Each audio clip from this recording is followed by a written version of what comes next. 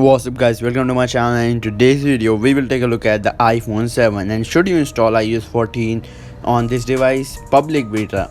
Without wasting any more time, let's get right into today's video, shall we?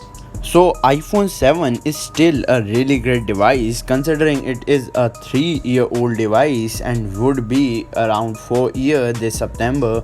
And considering that it is so old device, it is supported by Apple till now. Of course we all know that Apple is good at supporting their devices, and so does this device would be supported for 2 to 3 years from now, and including the security updates maybe 4 years.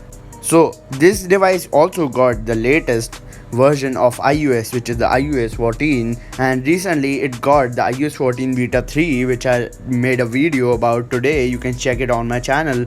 So the beta 1 had really bad issues. I also made a video on that, on heating issues on iPhone 7 and many devices. So many people were getting heating issues on their devices. I got many comments, people saying my 10s is getting really heat, my iPhone 7 is getting really heat, my iPhone 8, almost every iPhone except the iPhone 11 and iPhone 10. For some reason 10 was not getting heated. I didn't got any comment. Maybe it was getting heat. Comment down below if it was getting heat for you or not. But there was a bug that devices were getting so heat, and my device was also getting heat, my iPhone 10 and iPhone 7, but 7 was getting just a lot of heat, so I made a video on that also. After updating to beta 2, it solved my problem about heating issues, but it brought up another problem, which was some lag issues.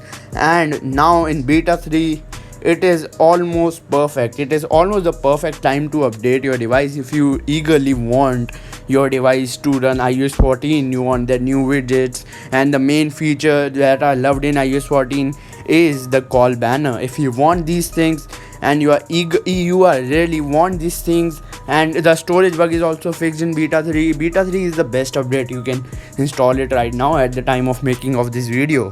So the final verdict is that if you want to install it right now, you can go ahead and install it on your iPhone 7.